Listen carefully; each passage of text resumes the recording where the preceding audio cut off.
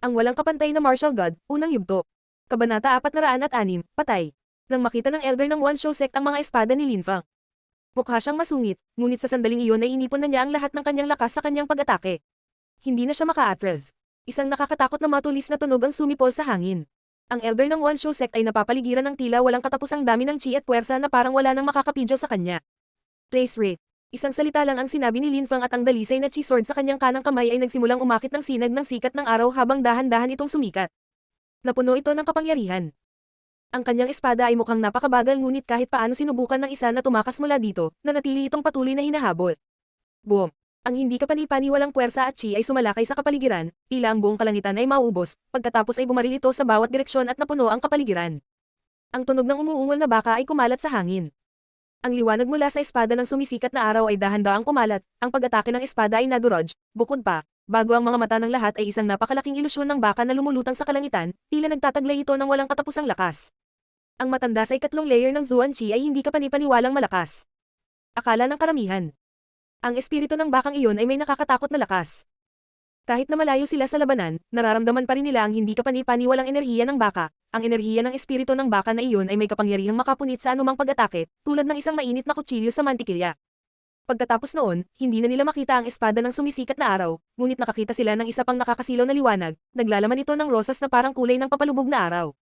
Ang kaliwang kamay ni Lin Fang ay may hawak na nakakapasong espada, na dahan-daang nagiging espada ng papalubog na araw. Ang sword chi ay tumatagos sa buong kapaligiran. Ito ay nagkakalat ng walang katapusang daloy ng sikat ng araw. Ang nakakapasong espada pagkatapos ay bumaba mula sa vault ng langit, anumang bagay na humadlang dito mula sa paggalaw pababa ay agad na napunit. Nasaktan din ang espiritu ng baka, hinaranggan nito ang espada ng sumisikat na araw kanina kaya nawalan na ito ng lakas na kailangan para harangin ang susunod na pag-atake. Bangga ng Wild Ox, umungol ang elder ng One Show Sect nang makita niyang nasugatan ang espiritu ng baka.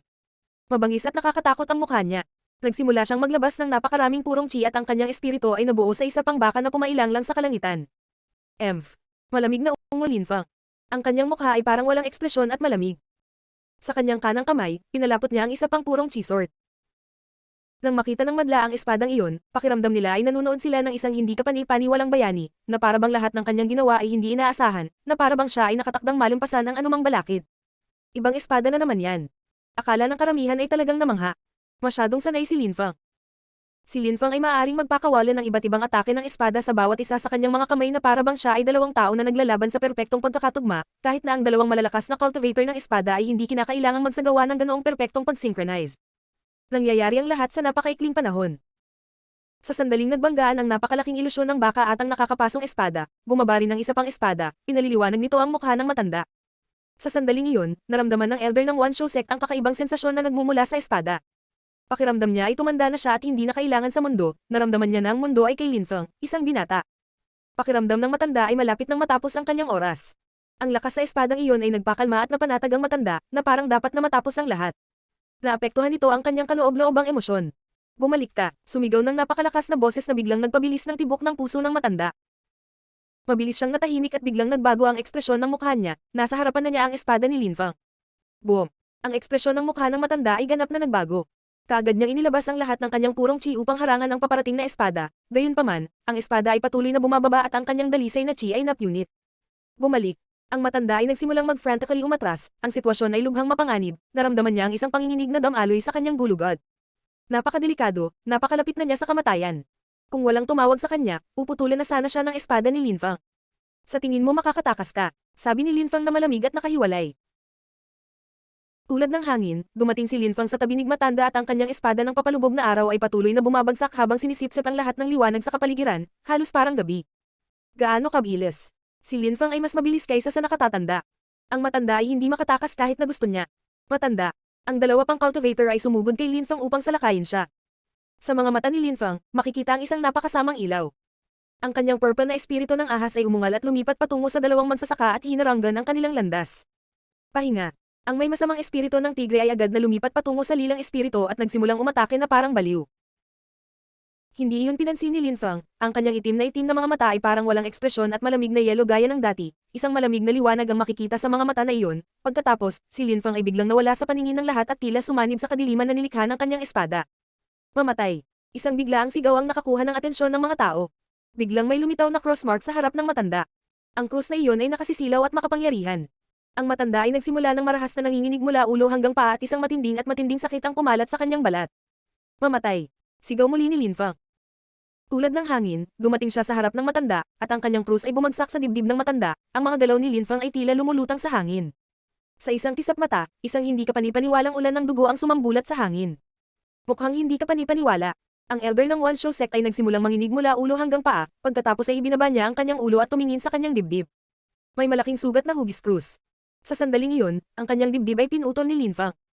Sindak at sindak ay sumalakay sa kanyang puso, siya ba ay mamamatay? Bigla siyang nakaramdam ng panghihinayang, hindi niya akalaing matatapos na ang buhay niya dahil sa mga kinikilos niya ngayon.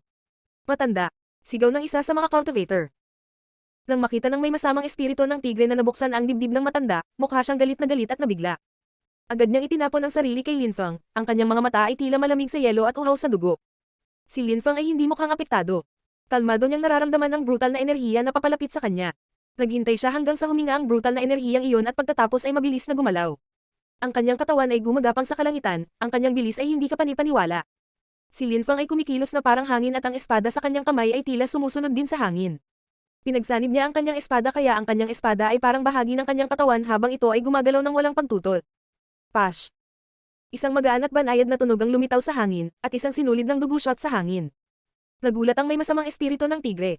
Siya ay hindi gaanong mahina kaysa sa matanda ngunit sa sandaling iyon, isang hibla ng dugo ang lumitaw sa lalamunan ng mga magsasaka at ang dugo ay hindi tumigil sa pag-agos.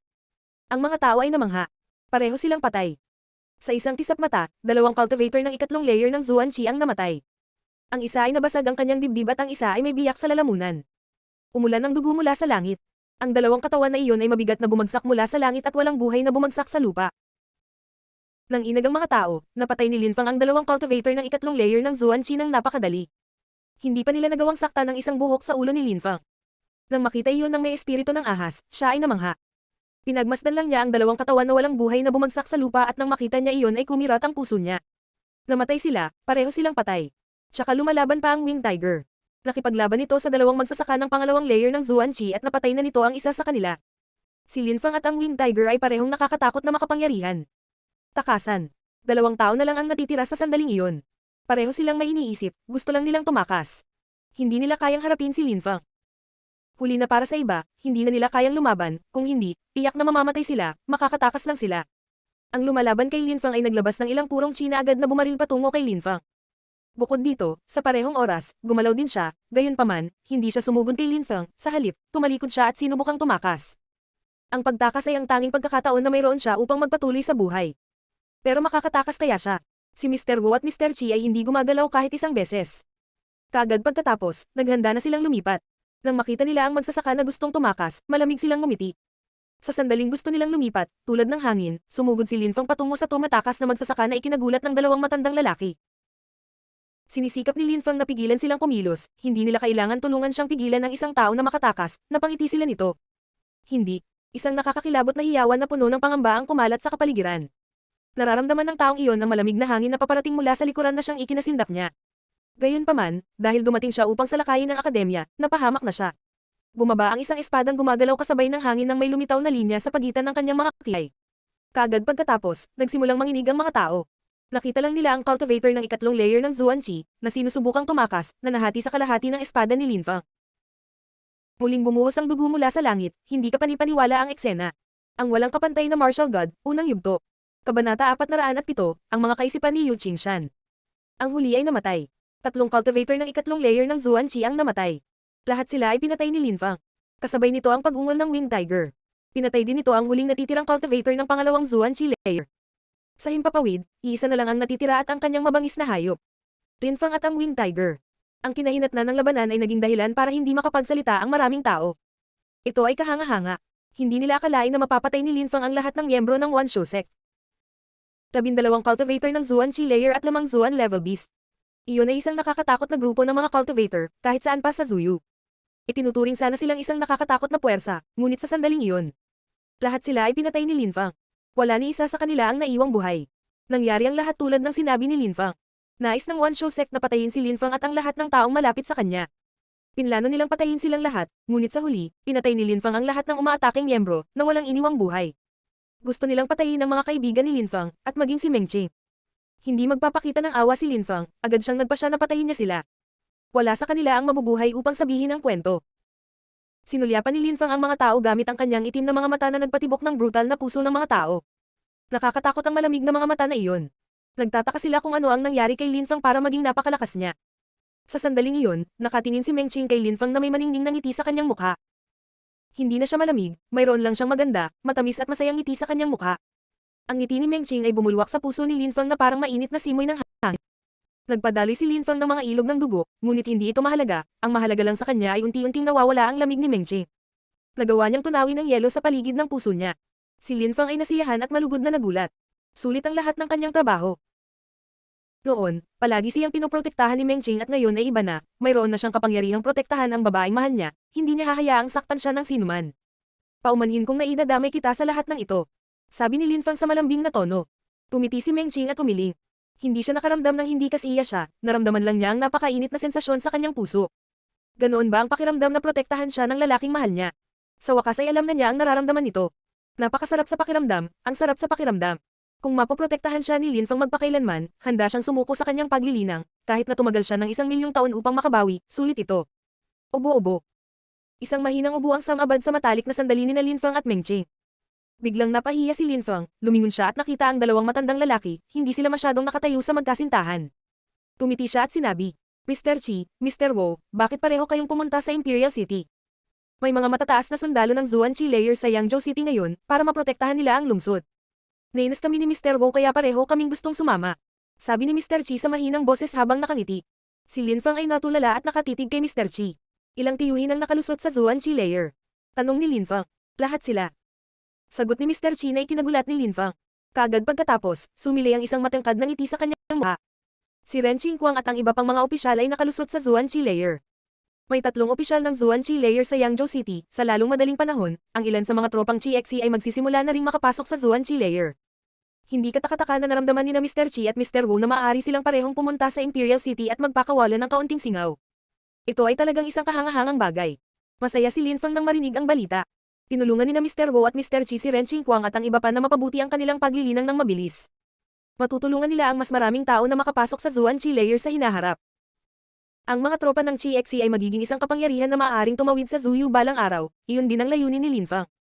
Linfang, pumunta tayo sa ibang lugar at mag-usap. Sabi ni Mr. Wu habang kausap si Linfang na tumanggo. Ang mga tao ay nandoon pa rin na nakatingin sa kanila na hindi sila nakaka-relax kapag nag-uusap sa isa't isa. Kaagad pagkatapos, umalis sina Linfang, Meng Qing at ang dalawang matandang lalaki. Nang makita ng karamihan si Linfang na umalis, bamantong hininga sila. Noong unang beses na dumating si Linfang sa Celestial Academy, walang nag-akala na makakamit niya ang mga hindi kapanipaniwalang bagay. Nakamit ni Linfang ang mga magagandang bagay, ang labanang ito ay isa lamang pahina sa mga pakikipagsapalaran ni Linfang. Mag-isa sa kanyang mabangis na hayop, nagawa nilang masaker ang isang grupo ng 11 cultivator ng Zuan Qi layer at 5 Zuan level beast. Sa kanila, nagkaroon ng 3 cultivator ng ikatlong layer ng Zuan Qi ngunit lahat din sila ay pinatay ni Linfang. Ang pangalan ni Linfang ay muling kakalat sa Imperial City. Bukod pa rito, hindi ito lilikha ng mas kaunting buzz kaysa sa oras na dumating siya para kay Liu Kanglan kasama ang mga tropang Qi-XC. Mula sa sandaling iyon, ang pinakamalakas na cultivator ni Zuyu ay hindi na maaaring baliwalain ang pag-iral ni Linfang. Sa kanyang likas na kakayahan, si Linfang, sa malaot madali, ay maaabutan sila at malalampasan pa sila. Sa totoo lang, ganyan ang iniisip ng lahat. Napatay ng grupo ni Linfang ang 12 sa mga cultivator ng One Show sect ng Zuan Qi layer na dumating sa Celestial Academy, napakabilis na kumalat ang balita sa Imperial City. Ang pinakamalaking saklaw ng impluwensya ay lahat ay magkakaroon ng iba't ibang mga reaksyon kapag naririnig ang balita. Ang tanging karaniwang pakiramdam sa mga saklaw ng impluwensya ay pagkabigla. Si Linfang ay lumalaki at siya ay nagiging tao na inaasahan ng lahat. Sa Yuklan, pinagmamasdan ni Yu Qingshan ang isang painting na nakasabit sa dingding.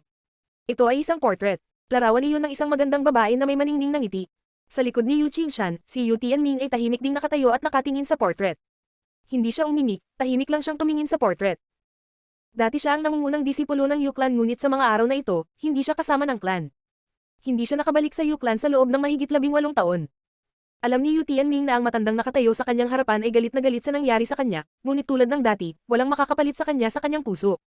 Kahit na ang kanyang apo, na nakatuon sa pagsasanay sa paglilinang at na nakahabol sa kanya sa buong bilis ay hindi maaaring palitan siya sa loob ng kanyang puso. Pilit na itinulak ng matanda ang kanyang sarili na maputi ang kanyang buhok, ngunit ginagawa niya iyon para sa kanya. Alam din ni Yu Tianming na mas madalas makita ni Yu Qingshan ang larawang iyon, dahil ito sa isang binata na nasa Imperial City. Meng He, malaki na ang anak mo. At saka, hindi naman siya mas mahina sa kanya. Ngayon, dapat kang maging labis na mapagmataas. Dapat kang kumbinsido pa rin na ang iyong pinili ay ang tama. Ako, ang kanyang lolo, mali ba ako, o tama ba ako? Bulong ng matanda. Ni hindi niya alam kung kanino niya idiniretso ang tanong. Nanatili siyang tahimik ng ilang sandali, ang kanyang mga mata ay puno ng determinasyon, at pagkatapos ay nagpatuloy siya sa pagsasalita. Menghi, ano man ang iniisip mo, kumbinsido ako na ang lahat ng ginawa ko ay para sa kapakanan ng Yuklan. Wala akong ginawang mali. Ginagarantiyahan ko na ako ang nasa tama, ikaw ang may kasalanan. Nang matapos magsalita ang matanda, bigla siyang tumalikod sa larawan at tumingin kay Yu Tianming sa kalmado at solemne na paraan. Pagkatapos ay sinabi niya, Tianming, gusto kong magsikap ka para sa tagumpay sa Great Competition ng Zuyu, kailangan mong talunin si Lin Fang. Dapat manalo ka, bawal kang matalo. Nagulat si Yu Tianming. Tumingin siya sa matanda ngunit hindi siya kumbinsido. Tumango si Yu Tianming at sinabing may kumpiyansa. Lolo, tatalunan ko si Lin Fang. Matatalo ko siya sa harap ng lahat. Makikita rin ito ni tita. Talaga. Tumango si Yu Qingshan. Agad siyang nagsimulang maglakad patungo sa kabilang bahagi ng silid. Lolo, ang One Show Sect ay natalo na, ngunit mas maraming malalakas na cultivator ang lilito, hindi ba dapat may gawin tayo? Biglang tanong ni Yu Tianming. Hindi na kailangan, walang magagawa ang One Show Sect laban sa kanya. Walang pakialam na sabi ng matanda na ikinagulat ni Yu Tianming. Maya-maya pa ay bahagyang tumango siya. Sa katunayan, nakuha na niya ang atensyon ng maraming tao at nasa isang mapanganib na sitwasyon, halatang sinusundan niya ang buong sitwasyon. Paanong papayag ang auntie niya na may sakta ng anak niya? Walang magagawa ang One Show Sect. Si Yu Qingshan ay may pananampalataya sa kanya, siya ay may pananampalataya sa kanyang sariling anak na babae. Ang walang kapantay na martial god, unang yugto. Kabanata 408, halika upang pumatay. Sa One Show Sect, sa isang malaking bulwagan na punong gym na tao. Tahimik ang lahat ng tao na naging dahilan ng matinding tensyon sa kapaligiran. Walang nagsasalita at walang nang ahas na huminga ng malakas. Sa sandaling iyon, nakaupo si Teng Wuyao sa isang trono. Ang kanyang ekspresyon sa mukha ay tila malamig. Ang tronong kinauupuan niya ay nagbibigay din ng dominanting aura, nakakatakot. Nalaman niya na ang mga disipulo at elder na ipinadala niya para patayin ang mga kaibigan ni Lin Fang ay napatay na lahat. Ang misyon ay isang ganap na kabiguan. Ang 12 cultivator at 5 mabangis na hayop na ipinadala niya sa Celestial Academy ay ilan sa kanyang mga pinahahalagahang miyembro. Sila ang pangunahing puwersa sa labanan laban sa mga kaibigan ni Lin Fang ngunit lahat sila ay pinatay, at sinasabing pinatay silang lahat ni Lin Fang ng mag-isa sa tulong ng kanyang mabangis na hayop. Lahat sila ay namatay. Wala ni isa man ang natira sa kanilang buhay. Ang ganap na pagkatalo na iyon ay hindi lamang humantong sa pagkawala ng ilan sa pinakamahuhusay na miyembro sa sekta, ngunit ito rin ay isang matinding kahihiyan, ang One Show Sect ay nawalan ng malaking mukha. Pinatay ni Lin Fang ang buong grupo sa harap ng isang pulutong ng mga saksi, iyon ay isang hindi kapani-paniwalang kahihiyan. Nasira ang reputasyon ng One Show Sect. Iyon ay direktang pag-atake laban sa reputasyon ni Teng Wuyao. Si Wu Xin, ang kanyang anak, ay isang henyo ngunit sa Nine Dragon Mountain Chain, hinahabol niya si Lin Fang at pagkatapos ay biglang nawala ang kanyang chi. Matagal na siyang hindi nakabalik ngunit si Lin Fang ay buhay pa at nakabalik na sa lungsod, iyon ang mapait na katotohanan. Baka talagang pinatay ni Lin Fang si Wu Xin. Kasabay nito, ang patriarch ng One Show Sect ay nagpadala ng isang grupo ng mga miyembro nito upang patayin ang mga kaibigan ni Lin Fang na isa ng labis na tugon, iyon ay isang banta sa lahat ng mga sumasalungat sa sekta, ngunit sa huli ang mga tao ay pinadala ay pinatay. Lahat sila ay namatay sa kanilang pag-atake. Ito ay isang kakilakilabot na pagkatalo para sa patriarch ngunit ang pinakamasamang bahagi ay na siya ay magiging paksa ng lahat ng mga biro sa Imperial City. Patriarch, pupunta ako at papatayin ko siya. Sabi ng isang bumasag sa katahimikan. Ang nagsalita ay si Wu Qing. Siya ang ikatlong ranggo sa 8 mataas na opisyal. Tumango ang lahat. Si Wu Qing ang tanging disipulo na maaaring bumalik sa buhay ni Lin Fang at mabawi ang ilang prestihiyo para sa sekta. Walang problema si Wu Qing na patayin si Lin Fang. Ngunit nanatiling tahimik si Teng Wuyao. Pagkatapos ay bahagyang umiling siya at sinabing, Wu Qing, ang trabaho mo ay hindi patayin siya, ang trabaho mo ay patasin ang iyong ranggo sa loob ng mataas na opisyal at manalo sa Zuyu Great Competition. Ngayon, dapat kang pumunta at linangin sa kapayapaan at gumawa ng maraming mga pagpapabuti hanggat maaari, upang maaari kang tumaas sa ranggo. Kakailanganin ka ng One Show Sect sa hinaharap. Nakinig si Wu Qing kay Teng Wuyao sa isang mahinahon at solemne na paraan. Agad naman siyang tumango at tumalikod. Sa katunayan, kailangan niyang tumuon sa kanyang layunin na tumaas sa ranggo. Kailangan niyang maging pinakamalakas sa 8 mataas na opisyal, iyon ang kanyang misyon. Kung may ibang makakapatay kay Lin Fang, magbibigay ito ng mas magandang solusyon. Teng Wushan. Sigaw ni Teng Wuyao. Si Teng Wushan ay humakbang pasulong at nagsabi, Patriarch, magsama ka ng ilang tao at pumunta sa Celestial Academy. Pagkatapos ay ibalik ang kanyang ulo upang maipakain natin ito sa mga hayop. Sabi ni Teng Wuyao sa malamig at hiwalay na tono. Agad naman siyang tumayo at nagsimulang maglakad palayo. Roger, Patriarch. Sabi ni Teng Wushan habang seryosong tumatango. Kinailangang mamatay ni Lin Fang. Sa pagkakataong ito, siguradong babalik sila kasama ang ulo ni Lin Fang at ipapakita sa buong bansa ng Zuyu na ang One Show Sect ay hindi madaling ma-provoke. Sa main hall may isang binata na may komplikadong ekspresyon sa kanyang mga mata. Si Guang Shi yun, nangyayari ang lahat dahil pinukaw niya si Lin Feng nang magnakaw siya sa ugat ng lupa. Naisip niya na magagawa niyang pagnakawan si Lin Feng ng lahat at pipilitin siyang umalis. Ang pinaka-nakakatawa na bahagi ay nasa huli ay nabigo siyang nakawin ng ugat ng lupa at higit pa rito ang One Show Sect ay nawalan ng marami sa mga pangunahing miyembro nito.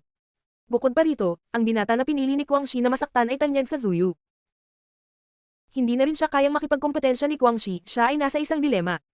Si Lin Feng at siya ay mula sa dalawang magkaibang mundo.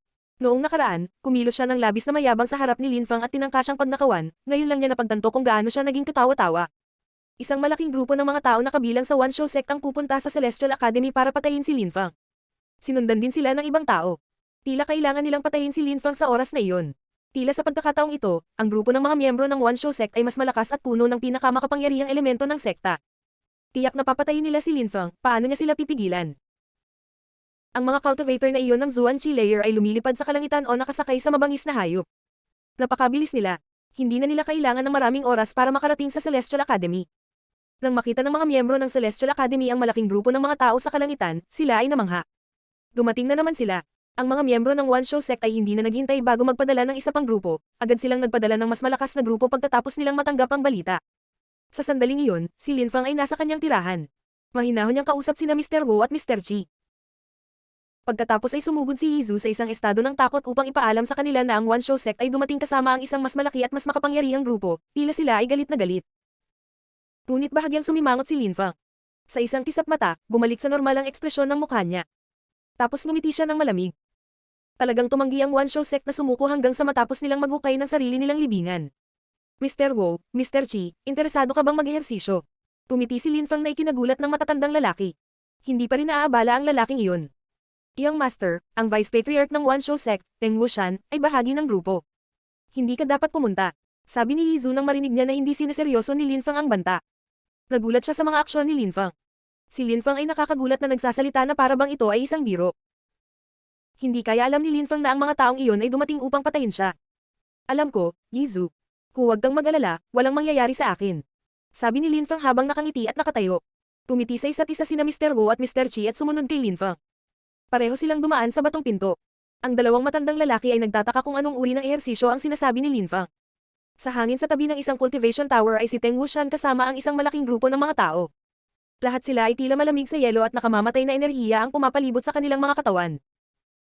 Sinasabing pinatay ni Lin Feng ang 12 sa kanilang mga kasama at 5 sa kanilang mga hayop sa akademya, kaya, ito rin ang lugar kung saan siya pupugutan ng ulo. Lin Feng, lumabas ka at mamatay.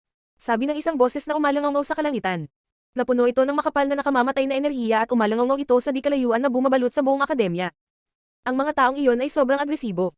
Napaisip ang ilan sa mga estudyante ng academy habang nakasimangot. Galit na galit silang sumisigaw kaya masakit sa tenga ang sound waves. Bukod dito, nakatayo sila sa tabi ng cultivation tower at maraming tao ang nagsasanay sa loob, kahit na maganda ang sound insulation sa mga cultivation room, sumigaw ang taong iyon ng napakalakas na tiyak na nakakaistorbo sa mga nagsasanay na cultivator. Ang One Show Sect ay minamalas ang lahat ng miyembro ng Celestial Academy. Bukod sa pagharap sa napakaraming malalakas na magsasaka, lalabas kaya si Lin Feng? Ang sagot ay, tiyak, kumpol ng mga mapagmataas na tanga. Sabi ng isang mahinang tinig na umalangaw din sa malayo, nang marinig ito ng grupo, nagpantang ang kanilang mga tainga. Maririnig pa rin nila ang insulto na umaalingaw sa kapaligiran. Tumingon sila at nakita ang isang taong dahan-dahang papalapit. Ito ay isang binata. Walang nang ahas na tignan siya, respeto lang.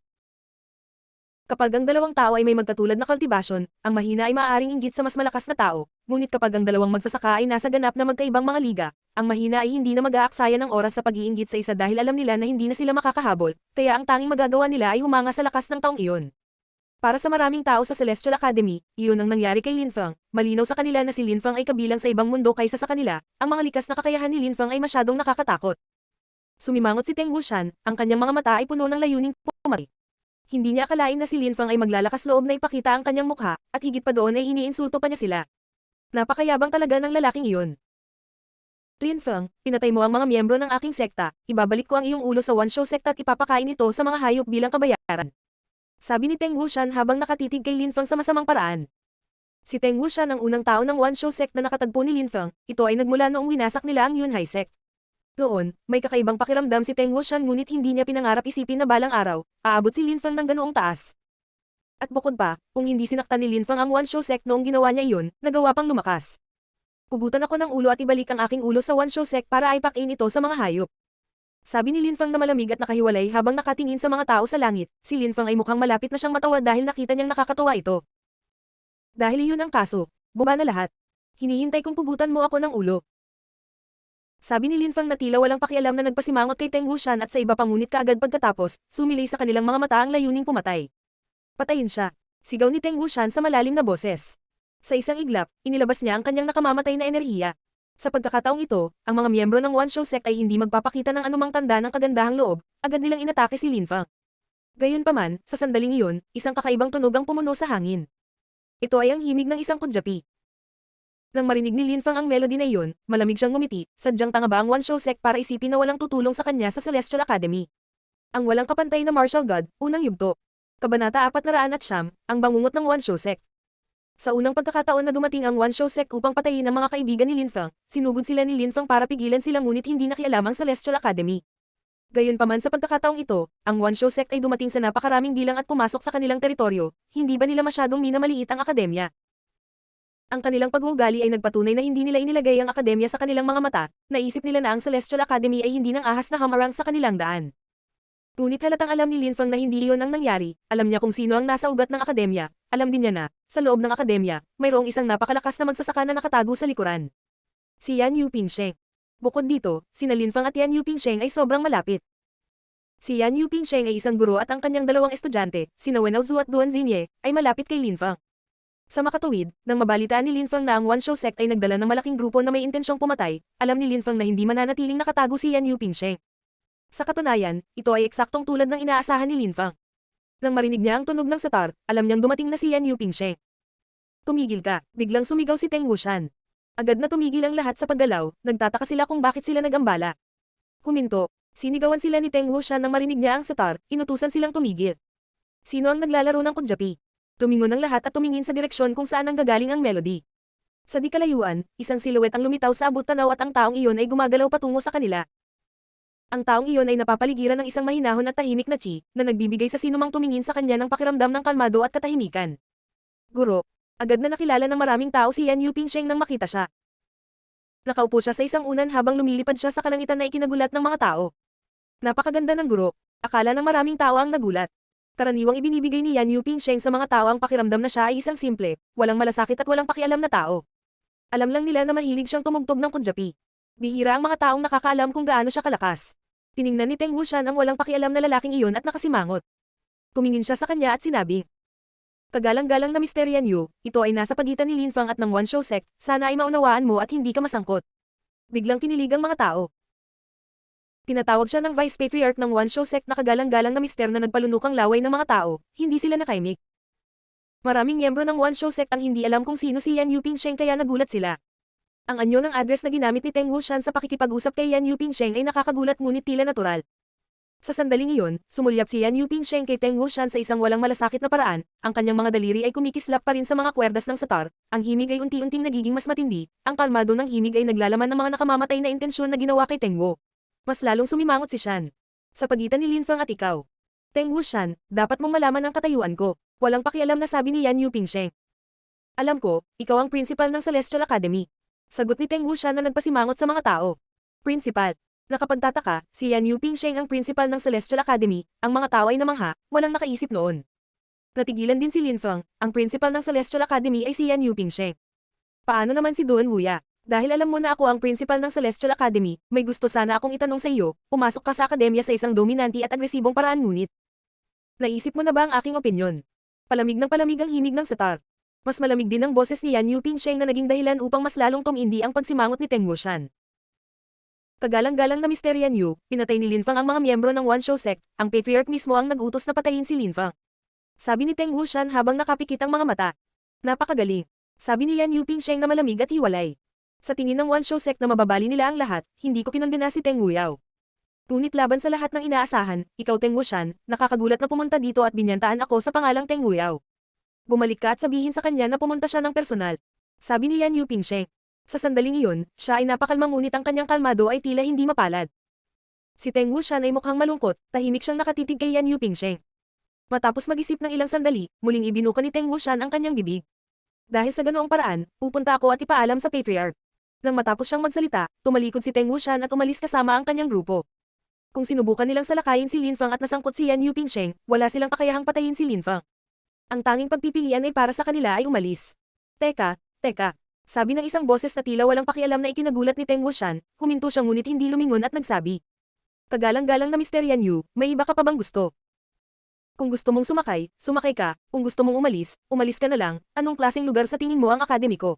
Nang matapos magsalita si Yan Yupingsheng, ipinagpatuloy niya ang pagtugtog ng kudyapi. Isang mapang ipeng chi ang lumitaw sa atmosfera, ang musikang nagsimulang umagos sa atmosfera ay nakakamatay habang ito ay sumalakay sa mga tenga. Umuwi ka dali. Nagbago ang ekspresyon ng mukha ni Teng Wuxian, bigla siyang nagsimulang tumakas. Nang makita iyon ng mga miyembro ng One Show Sect, lahat ng kanilang silhouette ay kumikislap, lahat sila ay malapit na sumunod kay Teng Wuxian. Ang nakamamatay na enerhiya ng melody ay nagsimulang umikot sa kapaligiran.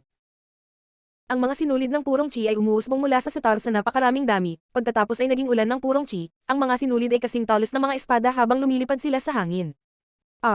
Maraming nakakakilabot na hiyawan ang kumalat sa hangin. Maraming tao ang tinamaan ng matinding at marahas na sakit na kumalat sa kanilang buong katawan. Ang kanilang mga hayop ang pangunahing pantirya ng ulan na iyon at sila ay umungal sa matinding paghihirap. Nakakatakot na lakas. Naisip ng karamihan nang makita nila ang malakas na ulan ng kutsarita. Nasilaw sila, napakalakas ni Yan Yupingsheng. Sa susunod na pagpasok mo dito, magdaranas ka ng parehong kapalaran ng iyong mga hayop. Sabi ni Yan Yupingsheng mula sa langit. Kaagad pagkatapos, ang mga hayop ng One Show Sect ay makikitang bumabagsak mula sa langit, sila ay namatay. Natalo na naman ang One Show Sect, napakaraming malalakas na cultivator ang dumating na may intensyon na patayin si Lin Fang at muli silang pinapahiya. Pinahiya sila ni Yan Yupingsheng sa pagkakataong ito. Ang ekspresyon ng mukha ni Teng Wuxian ay mukhang malungkot, mabangis at kahindak-hindak, mukha siyang nakakatakot. Yan Yupingsheng. Si Teng Wuxian at ang mga silhouette ng iba ay kumikislap, naglalabas sila ng nakakatakot na nakamamatay na chi. Sa maikling panahon, ang One Show Sect ay pinahiya ni Lin Fang, isang junior, ng Yuklan at pagkatapos ay ni Yan Yupingsheng. Higit pa rito, nawalan sila ng maraming cultivator ng Zuan Chi layer at napakaraming mabangis na hayop. Maging ang kanilang mga buto ay naramdaman ang sakit ng kahihiyang ito. Paanong hindi magagalit ang One Show Sect? Nang maramdaman ng mga tao ang nakakatakot na enerhiya na nagmumula sa One Show Sect habang sila ay tumakas sa malayo, sila ay lumayo, ang mga tao ay hindi nang ahas na pukawin sila. Ang mga miyembro ng One Show Sect ay parang mga Diyos ng kamatayan sa sandaling iyon, kung sino man ang nakakita sa kanila, sila ay likas na lumayo sa daan. Gayunpaman, sa sandaling iyon, may nakatayo sa kanilang harapan, hindi gumagalaw. Mawala. Galit na sigaw ni Teng Wuxian at agad na sinubukang suntukin ng taong nakaharang sa kanilang dinadaanan, ang kanyang kamao ay naglalabas ng kanyang galit. Sumipol ang suntok na iyon sa hangin at malinaw na naglalayong patayin ang tao. Gayunpaman, sa sandaling ng taong iyon ay tatamaan ng suntok, isang hindi kapani-paniwalang matinding enerhiya ang dumaan sa lugar. Ang lakas ng suntok na iyon ay nawasak sa isang iglap. Sumimangot si Teng Wuxian at tumigil. Itinaas niya ang kanyang kamay at kumaway na nagpapahiwatig na huminto na rin ang lahat ng grupo. Kamahalan, sino ka? Tanong ni Teng Wuxian sa malamig at hiwalay na tono. Ilang sandali bago, ang napakatalon na chi na iyon ay naramdaman na parang sword energy, agad nitong nadurog at winasak ang puwersang pinakawalan ng kanyang suntok, malamang na napakalakas ng taong iyon. Matagal nang may nagtangkang umatake sa akin. Natural na sabi ng tao. Ang taong iyon ay dahan-dahang lumingon at sa sandaling iyon, napakunot ang noo ni Teng Wuxian at ang kanyang ekspresyon sa mukha ay nagbago ng husto. Siya iyon, nakakagulat, siya iyon. Si Teng Wuxian ay nakakagulat na nang ahas na salakayin siya. Hindi ko alam na ikaw pala, kamahalan. Nasaktan kita, patawarin mo ako. Walang sumagot kay Teng Wuxian. Sa himpapawid, isang nakamamatay na enerhiya ang nagpatigas sa sarili at naging isang espada, pagkatapos ay nawasak nito ang hangin na nagbubuga ng mga tunog ng pagsipol. Dahil sa pagkilos na iyon, biglang bumagsak ang ekspresyon ng mukha ni Teng Wuxian, sumigaw siya ng malakas. Zhu Guqing, ignorante ako, hindi ko sinasadyang masaktan ka, kailangan bang kumilos sa ganoong paraan? Hindi mo alam na ako iyon pero nagpunta ako dito para hintayin ka. Sabi ni Zhu Guqing na ikinagulat nila. Si Zhu Guqing ay naghihintay sa kanila. Ang kanyang hindi kapani-paniwalang espada ay tumatagos sa lahat, siya ay gumalaw at ang kanyang buong katawan ay tila isang espada. Kumislap ang silhouette niya at nawala siya sa tingin. Ang isang espada ay sumipol at bumalatay sa kalangitan at sa tuwing ito ay lilito, ang dugo ay tumalsik sa hangin. Mamatay. Nakakagulat na inatake sila ni Zhu Guqing, naglalabas siya ng malupit at walang awa na nakamamatay na enerhiya. Sa bawat oras na siya ay gumagalaw, isang cultivator ng Zuan Chi layer ang mamamatay. Pinapatay ni Zhu Guqing ang kabuuan ng malaking grupo. Sa himpapawid, walang ibang maaring umiral, tanging ang sword energy ni Zhu Guqing, ang mga miyembro ng One Show Sect ay hindi alam kung bakit sila kinakatay. Ang walang kapantay na martial god, unang yugto. Kabanata 410, ang landas ng dugo. Ang papalubog na araw ay parang dugo, isang uhaw sa dugo na enerhiya ng espada ang sumalakay sa kapaligiran, ngunit ngayon ang enerhiya ng espada ay naglaho, ang kapaligiran ay tahimik at malungkot. Sa sandaling iyon, isang cultivator lamang mula sa One Show Sect ang natitira. Si Teng Wuxian na lang ang natitira.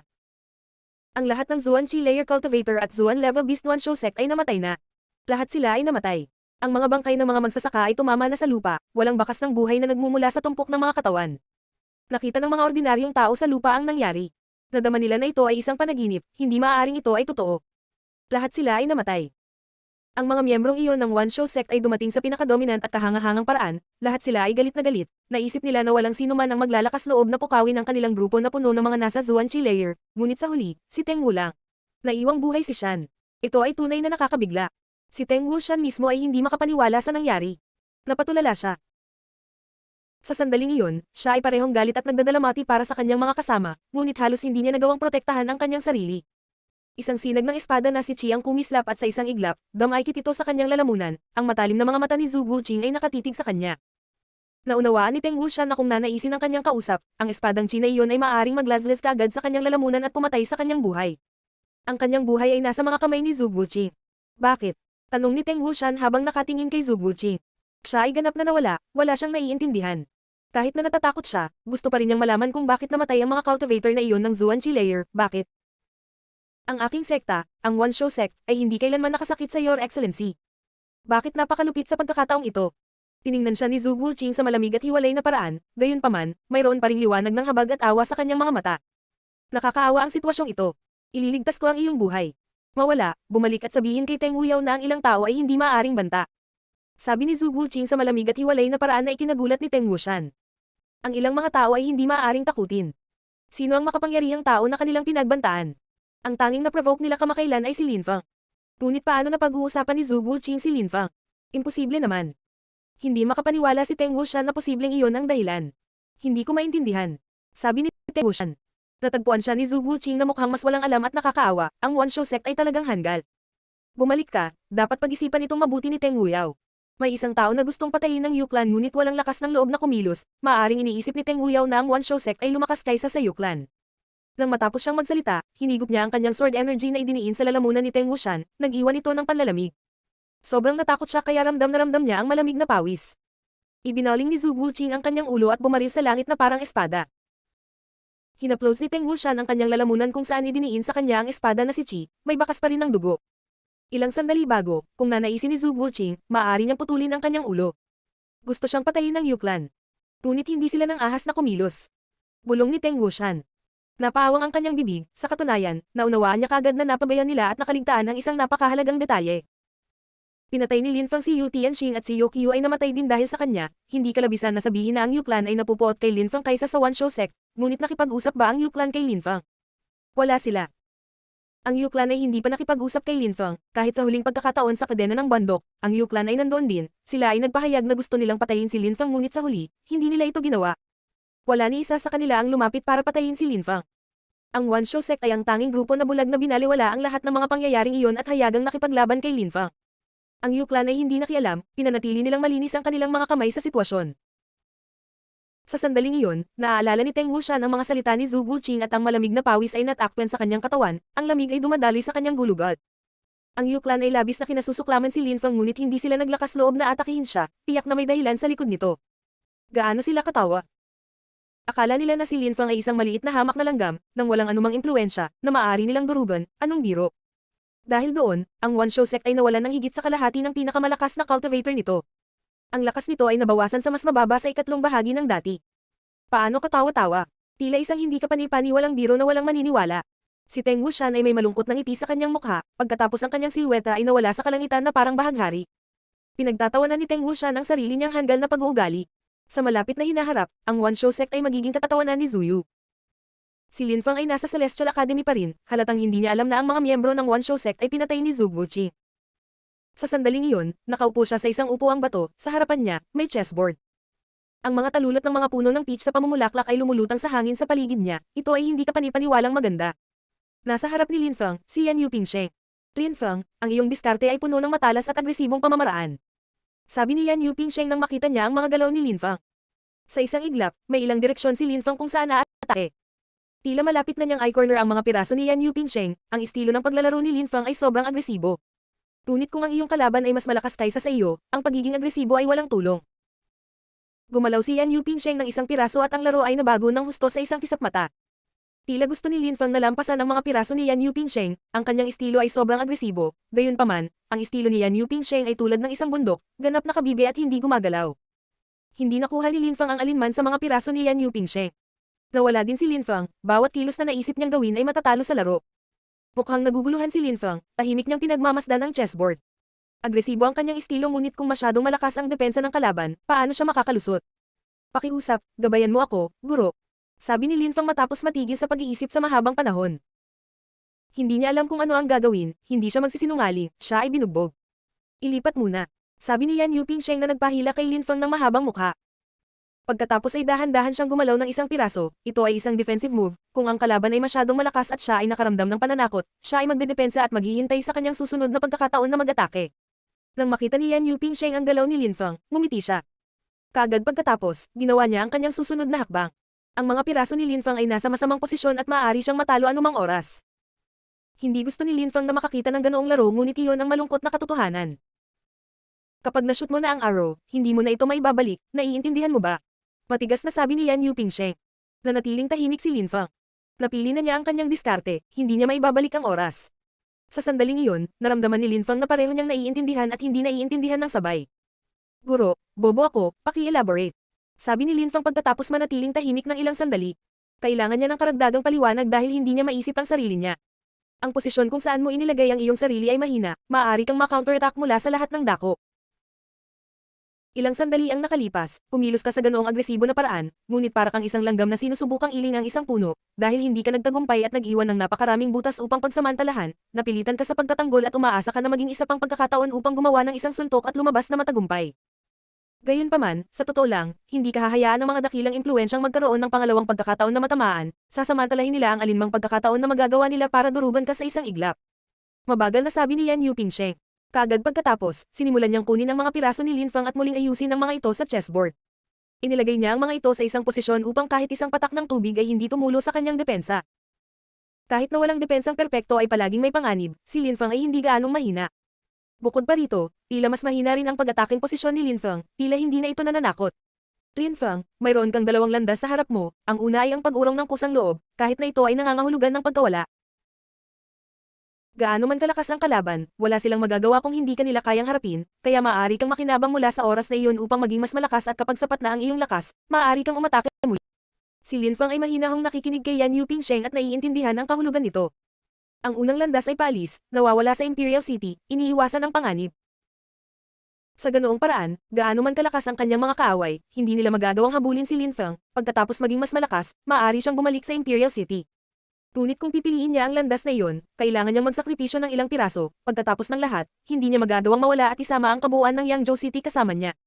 Guro, ano ang pangalawang landas? Tanong ni Lin Fang. Ang pangalawang daan ay pagpatay. Sabi ni Yan Yupingsheng, kahit na siya ay karaniwang kalmado, sa sandaling iyon ay naglalabas siya ng napakalupit at matalim na chi. Ang pagpatay sa lahat ng iyong mga kaaway ay napakahirap kapag ikaw ay mahina. Dapat kang palaging sumulong ng may hindi matitinag na kalooban.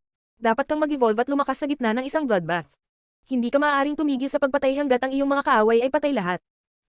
Siyempre, upang patayin ang iyong paraan sa pamamagitan ng iyong mga kaaway tulad ng isang puwersa ng kalikasan, dapat mong palaging pagbutihin ang iyong sarili, maging mas malakas at mas malakas hanggang sa araw na nalampasan mo ang lahat.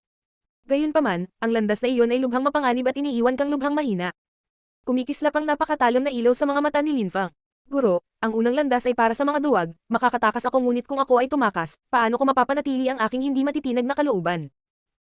Sa makatuwid, pipiliin ko ang pangalawang landas, ang landas ng pagdanak ng dugo, ang landas ng isang mamamatay tao. Papatayin ko ang isang landas mula sa kailaliman ng impyerno hanggang sa langit.